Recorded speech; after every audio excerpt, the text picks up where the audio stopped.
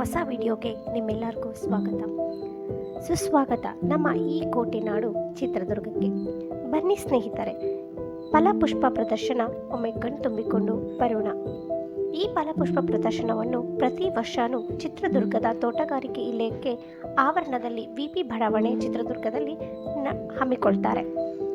ಇದರಲ್ಲಿ ಗಿಡ ಮರಗಳು ಬಳಕೆ ಇಲ್ಲದ ಜನರ ಜೀವನಗತಿ ನಡೆಯುವುದಿಲ್ಲ. ಸಸ್ಯ ಬೆಳೆಸಿ ಸಸ್ಯ ಬಳಸಿ ಸಸ್ಯ ಉಳಿಸಿ ಎಂಬ 3 ಘಟಕಗಳಿಲ್ಲದೆ ಈ ಅರಿವು ಪೂರ್ಣವಾಗದು. ಒಳಗೆ ಪ್ರವೇಶ ಮಾಡುತ್ತಿದ್ದಂತೆ ಯಾವುದೋ ಒಂದು ಸುಂದರ ಲೋಕಕ್ಕೆ ಬಂದಿದ್ದೇವೆ ಎನ್ನುವ ಅನುಭವ. ಕನ್ನಡ ಶ್ರೀಮಂತ ಭಾಷೆ. ಸಾವಿರಾರು ವರ್ಷಗಳ ಸಾಹಿತ್ಯ ಪರಂಪರೆ ಕನ್ನಡಕ್ಕಿದೆ. ಜ್ಞಾನಪೀಠ ಪ್ರಶಸ್ತಿಯು ಭಾರತದ ಅತ್ಯಂತ ಪ್ರತಿಷ್ಠಿತ ಸಾಹಿತ್ಯ ಗೌರವಗಳಲ್ಲಿ ಒಂದಾಗಿದೆ. ಕರ್ನಾಟಕದ 8 ಜ್ಞಾನಪೀಠ ಪ್ರಶಸ್ತಿ ವಿಜೇತರ ಭಾವಚಿತ್ರಗಳನ್ನು ನೋಡಿ ತುಂಬ ಖುಷಿಯಾಯಿತು.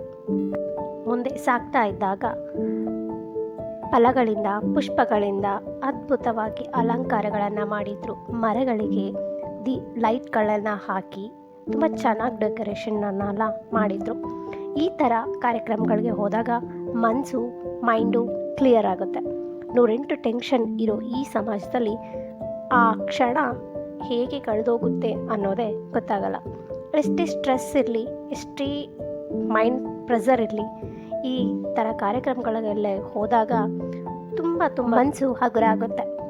ನಮಗೆ ಇಲ್ಲಿ ಒಂದು ಮಗು ಪರಿಚಯ ಆಯಿತು.